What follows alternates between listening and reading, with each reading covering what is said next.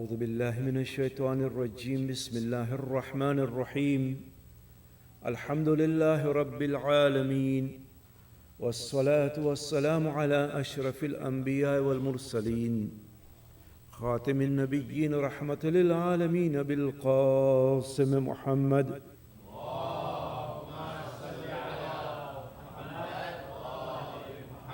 وعلى أهل بيته الطيبين الطاهرين المعصومين المظلومين ولعنة الله على أعدائهم أجمعين صلى الله عليك يا أبا عبد الله صلى الله عليك يا ابن رسول الله روحي وجسمي وأرواح العالمين لك الفداء يا مظلوم يا غريب يا شهيد بأرض كربلاء أما بعد فقد قال الله سبحانه وتعالى في كتابه المجيد وقوله الحق بسم الله الرحمن الرحيم خذ العفو وأمر بالعرف وأعرض عن الجاهلين صلوا على محمد وعلى محمد.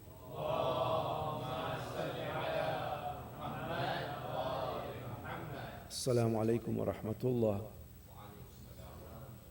Before I begin the main majlis, I would also like to add my appreciation to all of you who have been attending the majlises and listening to me so patiently. Also to the Jamaat for having the confidence to invite me for this majalis. And also, of course, to my host, very gracious and kind host, my childhood friend, Brother Mujtaba Datu. May Allah help us all in these coming days to fulfill our duties to the Ahlul Bayt, to cry for and do the azah of Sayyid al-Shuhada. I was talking yesterday about the importance of urf, the role of custom in shaping the law, molding that law, and even changing the law. Because law, if you remember I was saying yesterday, can never function in abstract. It has to be connected to a community. And when the circumstances of that community changes, the law must change with it. Otherwise it remains an abstract, an ideal, rather than a reality in the lives of the people. The concept that I introduced last night was that of urf, custom, and that custom which is not necessarily the custom of Muslims. In other words, any custom of any people is regarded and can be seen as an important instrument in the law. I gave an example, if you will recall, that when Islam came, there was already a pre-existing custom, the custom of the Arabs. And Islam did not just do away with everything that the Arabs have. It introduced three kinds of laws, if you recall. Those which were new laws regarding prayers and fasting, those which Islam tweaked and changed a little bit. And there were those which it actually endorsed, which it found fell within the framework, the ethical and moral framework of the Quran, and Islam actually endorsed them. And indeed, even today, many of our laws are an endorsement of those urf in that century and later centuries too. Another concept that we need to understand as we try to apply Islamic law in the diaspora is that not only is urf, the custom, important, but reason is important also. In other words, that reason which is connected with the custom of a people, not just any kind of reasoning. We, the followers of Ahlul Bayt, believe that reason, that is aql, is a very important source of law. We have four main sources of law. One is the Quran. When a mujtahid wants to give a fatwa, he will go to the Quran first of all. The Quran has very few verses on the law. Then he will go to the ahadith, the sunnah, hadith of the Prophet and those of the Imams. But even the hadiths are limited because they are responding to issues in their own times. Most of the hadiths are on a one-to-one basis. A person goes to ask the Prophet or the Imam, what do I do in this particular case? What is the ruling on this issue? And the Imam responds accordingly. But of course now the issues are far more different. The questions are far varied. Those questions which have never been covered in the hadith. For example, IVF, in vitro fertilization, they were not there in the hadith. Questions like euthanasia, for example, or at what point can a person, up to what point can a person abort a child, or can never abort a child? There are traditions and differences amongst the ulama. Another example of how newer issues are arising, which are never there in the hadith. Supposing you have a Muslim astronaut, and there are quite a few astronauts who are Muslims today, and he or she is orbiting around the earth, the question arises, how do you play? Where is Makkah up there? It's somewhere around the earth. Okay, so if you can literally keep your feet on the ground, which is a major jihad up there, to literally keep your feet on the ground, and you pray towards the earth. But there's another problem also. When you are orbiting the earth, you are orbiting so fast that you are literally, your day lasts for 90 minutes only. Every 90 minutes you see the sunrise and sunset. Now we're supposed to pray 5 prayers during the day. So if you are praying 5 prayers every 90 minutes, then there was the point of going up there in the first place. Because by the time you finish your Isha, it's time to start your Subh. And by the time you finish your Subh, it's time to pray Dhuhr, and so on. You see 16 sunrises and sunsets every 24 hours when you are up there. Those are questions which have been asked of our ulama. And they have opined, they've given the opinion that you don't pray 5 prayers every 90 minutes. You space out your day based on 24 hours, and you will apportion your prayers accordingly. This is based on reason. It's not based on the hadith. In other words, reason becomes a very important, especially in this day and age. Reason becomes a very important source of law for the mujtahid. Sallu ala Muhammad wa ala.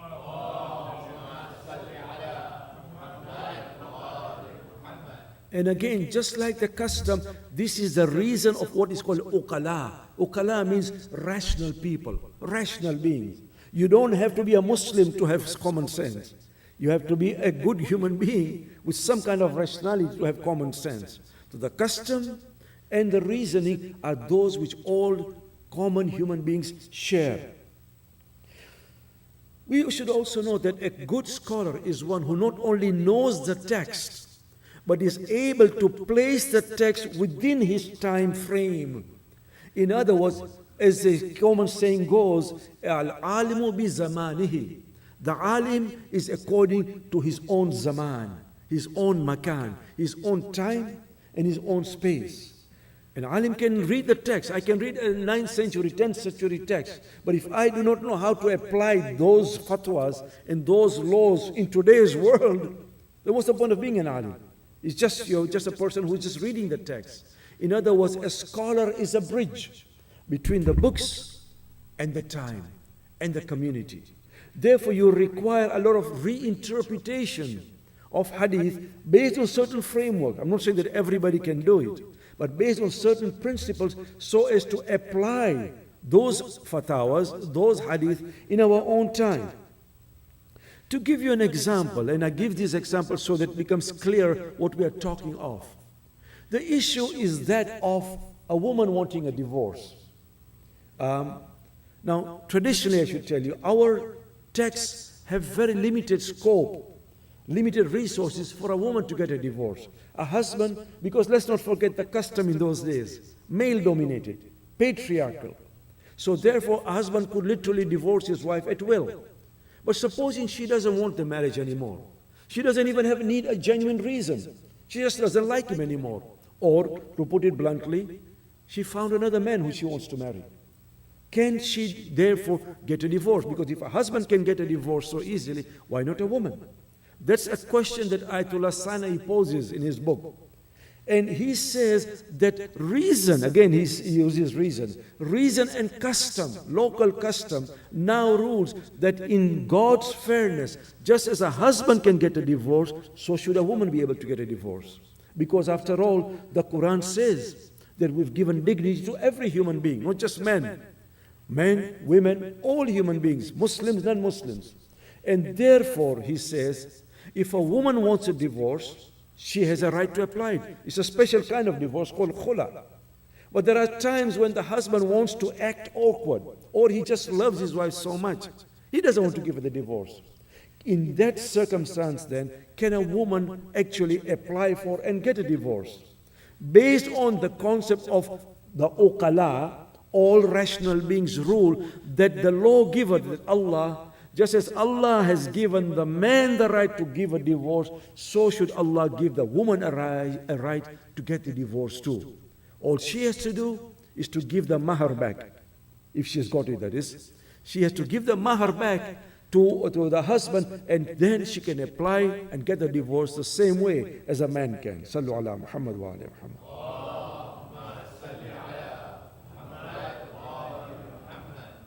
As I said earlier, and I think this is a point that needs to be mentioned and repeated, that the law is there to fulfill God's purpose.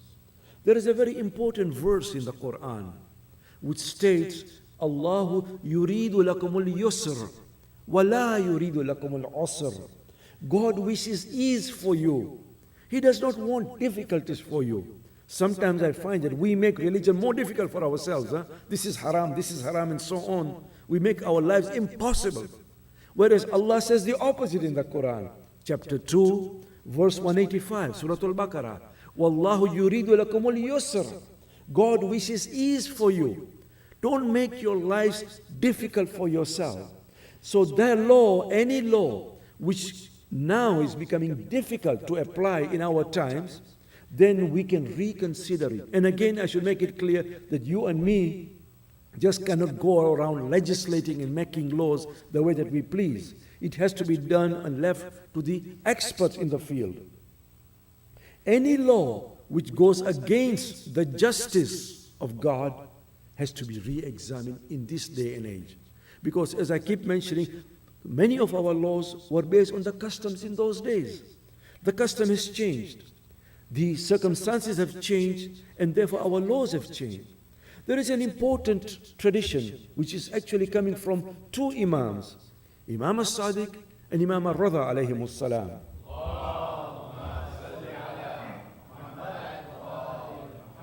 In which the Imam says that upon us is to grant you the principles. Alaykum at-tafarru'. Upon you is to derive the laws according to the times. In other words, we give you just principles. The law you will have to derive based on your own needs, based on your own times. So the law then can change. But there is another important domain that we need to consider also, which is a certain domain whereby the Sharia is silent. There are certain cases where the Sharia does not rule at all. This is called mintaqul firagh. Mintaqul firagh means an area where there is a lacune, a void, whereby you can make out your own laws based on the needs of the time. To give you an example again, so this is put in a proper context, supposing you have an Islamic society and there is no law, there is no punishment for a legislator, for a woman who refuses to wear hijab. Now in an Islamic society, women are supposed to wear hijab, and so are men, by the way, and their hijab lies in their eyes. In any case, but a woman refuses to wear the hijab. What is the punishment for her? There is no punishment actually which has been legislated. There, which is a punishment which is called siyasatu shar'iyya. Siyasatu shar'iyya means it is left to the discretion of the ruler. Based on the needs, based on the requirements of the time, he can apply what is called ta'zir. In other words, a punishment which is appropriate for that particular crime. So based on this concept then of mintaqul firagh, meaning the lacune whereby the Sharia is silent on an issue, laws can be legislated. Laws can be created based on the urf of our time, based on the custom, based on the seerah, based on the pattern of those rational beings, as long as that law does not violate the ethical and moral framework of the time. To give you another example, Ayatollah Jafar Subhani raises important issues. He says, look, in the olden days, they never used to have printing presses, which is true. Our ulama wrote by their own handscript, by their own pen, and these were then copied by other people. There was no Kinko's or anything like that. There was no printing. It's pure and simple. Therefore, the question of copyrights never arose. But in today's world, where we have mass printing, Can we have copyright laws? It's an interesting question because it was never there in the past. You see, theft, stealing is in different ways. I can steal something from you, it's haram. But if I'm clever, I can even steal your ideas. Whatever you can come up with, your brilliance, I can steal your ingenuity. Is that haram or not? A lot of our ulama, by the way, have said, no, there are no copyright laws in Islam because there's nothing legislated. But Ayatollah Jafar Subhani says no, because if a person exerts and spends his whole life or her whole life inventing things, coming up with new ideas, what right does somebody else have the right to come and steal those? It has happened to me, by the way. I translated a whole book, somebody just printed it and made money for himself. It can happen. But is it ethical? Is it proper? The answer is no, it is haram to, according to Jafar Subhani at least, to steal somebody's ideas. He comes up with another issue too, based on the urf again, based on the custom. In the olden days, any form of idolatry, even statues, keeping statues at home was forbidden. Why was it forbidden? Because people used to worship statues. People would keep them as idols, which sometimes they would idolize, they would actually do sajda before them, or see them as their own gods or manifestations of God. But now if you look at it, in our custom and time, I keep a Masai painting or a Masai in my home. Am I really worshipping that Masai? Far from it. It's just for aesthetic purposes. So therefore, according to him, Jafar Subhani says that based on our custom, based on our akal, it should be okay to keep statues at home or paintings or whatever, provided it is not there for idolatry. If it's just for the sake of decorating the home, for the sake of just keeping and for aesthetic purposes, there is nothing wrong, he says, in keeping statues at home. Sallu ala Muhammad wa ala Muhammad.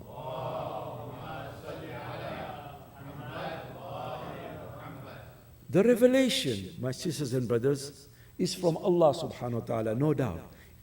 God has issued laws, but those laws were connected to particular societies. And as I've been saying, those laws can and must change. What has happened is this: we have treated the custom of 7th century, 8th century Arabia as rigid and fixed up to the end of the day of Qiyamah. In other words, we have treated those customs as applicable to our own times, rather than realizing that customs can and do change, and therefore the laws must change accordingly. We base our laws today, we base our habits today based on those 7th century customs. There is nothing in our books which says that you must obey 7th century custom or 8th century custom. On the contrary, we find that soon after the Prophet's death, let alone later generations, even the companions of the Prophet themselves, they changed certain laws based on the needs of the times. They applied their own reasoning. Now, we may not agree with it, but the point is they did. To give you another example, during the time of the Prophet, whenever he conquered any land that was conquered, belonged to the soldiers. After all, they went and they gave their life many a time. They risked their lives to conquer that land. But later on, during the time of the second caliph, whereby it wasn't just a little piece of land that was being conquered, now we had vast amount of lands. Muslims were going right up to Sindh. They went up to Afghanistan. They went up to Morocco, and later on up to Spain. So he ruled that contrary to the rulings of the Prophet, because the circumstances had changed, now that land which was conquered with the vast amount of resources which were coming in was to be shared by the community. This is what he ruled. So even the companions of the Prophet sometimes changed the laws based on the needs of the times. And later on we find that some of our scholars applied their own reasoning, different devices, in order to come up with new laws. And I gave examples yesterday of how the custom in Kufa was very different from the custom in Medina. What we often do is that we apply those customs till today. For example, In those days, and you'll excuse me for being so blunt, but that was the custom. Women were not educated. They could not read or write. So therefore, women in those days, 7th century, 8th century Arabia, were known as naqisul aql. Naqisul aql, my sisters will forgive me, but this is literally how they used to see the women, as deficient in their intellect. Deficient in their intellect. In other words, they're as we say. They could not think properly. This was how they used to think. Unfortunately, many of us applied those customs until today. And therefore, we find that many of our laws are against women because we treat them as deficient akal. Whereas in today's world, many of our women are even more intelligent than our men. Don't you agree? I just flew from Toronto, and if that lady who was flying the aircraft was deficient, then I was gone. There was a woman flying United Airlines. So today, our ladies are even more. Maybe men should be seen as deficient akal, but now our ladies are even more intelligent than men. What I'm trying to say is that our customs have to change according to time. We cannot use those customs and apply them today. Allah subhanahu wa ta'ala is eternal. God, who is eternal, speaks eternally too. He doesn't speak in a particular time period. He may not come and speak to us through revelation, but He speaks to us through our akal. The problem is not that Allah doesn't speak to us. The problem is we do not want to hear Him. We do not wish to hear Him speak to us because we have closed our mind to the 7th century custom. Sallu ala Muhammad wa ala.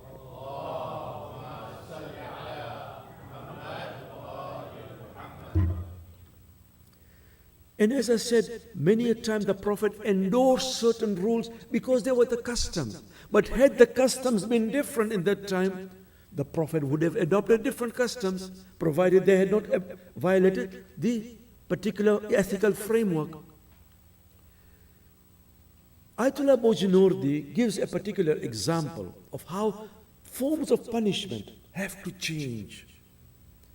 And he says very clearly, this is an email I received from somebody a long time ago, that Ayatollah Bojnordi wrote to Imam Khomeini in his time that one of the punishment is stoning. But he writes, Bojnordi is writing to Ayatollah Khomeini, that stoning has lost its effect. In the olden days, stoning a person was seen as a deterrent, that nobody would then want to commit such a crime. But in today's world, when we see somebody being stoned or being beheaded, what do we think? Immediately, savagery, barbarism come to mind. And therefore, Ayatollah Bojnordi writes to Imam Khomeini that instead of attracting people to Islam, stoning has actually given a bad reputation to Islam itself. People are running away from Islam because of that particular. Now, whether you stone or do something else, the important thing is it's supposed to act as a deterrent. It's supposed to be act as a form of punishment. You can alter and change the form of punishment based on the customs and the needs of the time. You don't have to stone. Plus, he argues, Bojnordi is arguing, that if a person is put in the pit, normally they put the person in a pit and then stone him. There is a chance if he's really clever, he might just run away from that. He might get out of it. So what's the point then? And according to him, Ayatollah Khomeini says, if this is the result of stoning, if it is actually creating a negative image of Islam, then the courts must be told to stop stoning and come up with a different form of punishment. The punishment is still there. It's just that the form has changed to adapt according to the needs of the times. This is what we mean by the laws being adaptable according to the needs of the time. Similarly, he comes up with another issue. You may have heard of it many a time. That when our tall Imam Sahibul Zaman alayhi salam,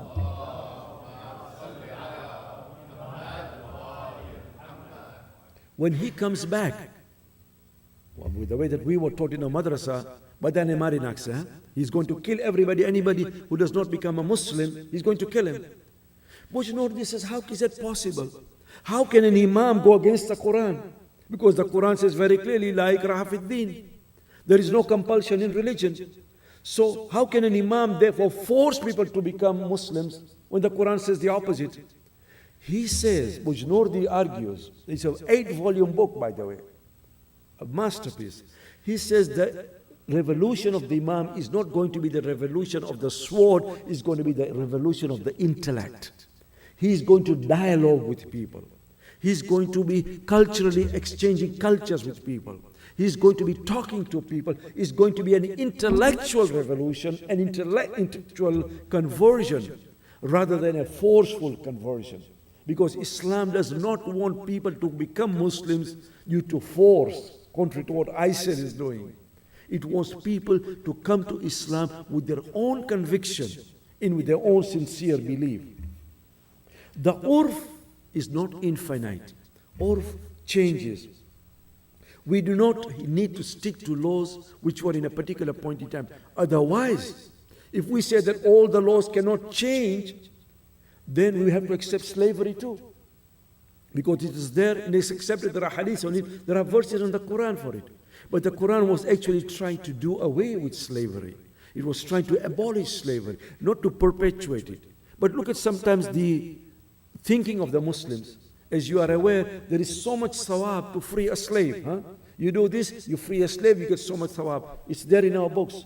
What did Muslims do? They went and caught more slaves in order to get the thawab of freeing them. This was contrary to what Islam wanted. Islam did not want to perpetuate and continue slavery. It wanted to free slaves, not to go and catch some more slaves and get the thawab of freeing them. Muslims always think of thawab only. But it was more than that. It was the question of actually creating a slaveless society. Sallu ala Muhammad wa ala Muhammad.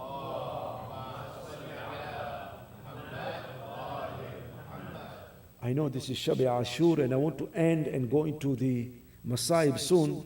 But I think it's important for us to realize that the Quran is not a historical document. People will want to look at the Quran as a book of law, book of history. It's actually a moral document. A moral document, something which is telling us something about ourselves, of what we should be. You see, history informs, morality reforms. The Quran doesn't want to inform us about history. If it did, then it would have given us long ideas and long stories. But we don't even know the deep details of the stories. It tells us about Fir'aun and Musa. But it doesn't even go into the details about the wife of Fir'aun, of which sea they actually drowned in. Nothing. وَجَاءَ مِنْ أَقْصَى الْمَدِينَ رَجُلٌ يَسْعَى. We have read so many times Surah Yasin. And from the remotest part, a man came running to this village. Who was this man? Which village? When did he live? What was his name? Nothing in the Quran.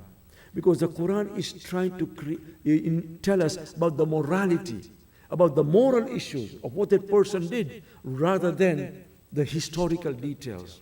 Why? Because history informs, morality reforms. Islam wants us to reform our character. We tend to cling to the past rather than learn from the past. Based on what I've said then, we can use American custom, American urf, as long as it doesn't violate the ethical precepts, in order to create the laws which are important for us in our own diaspora. Just as Islam has thrived in India, in Morocco, in Indonesia, to me, Islam, the future of Islam is right here in America. There is a vibrant, I think, market, if you like. I hate to use the term as if we are selling it, but for people to come to Islam, provided we know how to market it, we know how to present it. It's unfortunate, as we are aware of how much the media depicts Islam, but we need to present a more favorable and proper image of Islam. Sallu ala Muhammad wa ala Muhammad.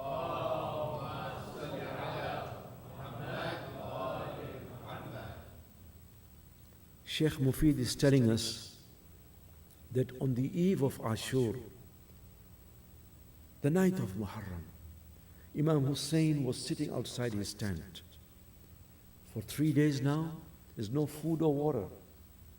He's sitting there, and suddenly he dozes off as he's outside the tent until his sister Zainab comes to him.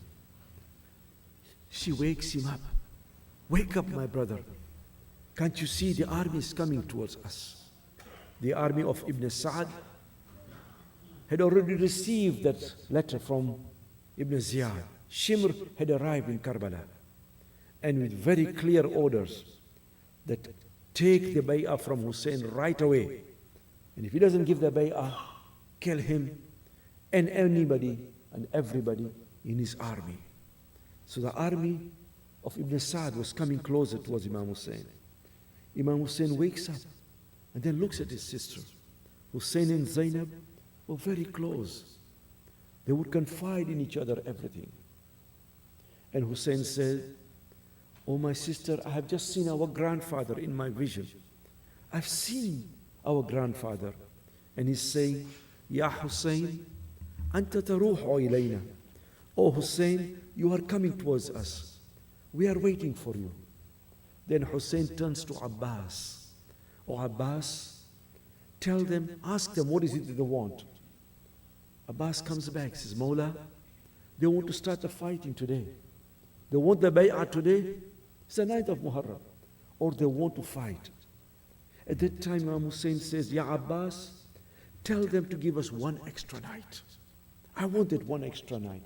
Why does Hussein ask for that one extra night? لَعَلَّنَا نُصَلِّ لِرَبِّنَا وَنَدْعُوهُ, so that we can pray to our Lord and we can do dua to our Lord. فَهُوَ يَعْلَمُ يَا Abbas, because my Lord knows, O Abbas, إِنِّي قَدْ كُنْتُ أُحِبُّ الصَّلَاةَ لَهُ. I used to love to pray to my Lord.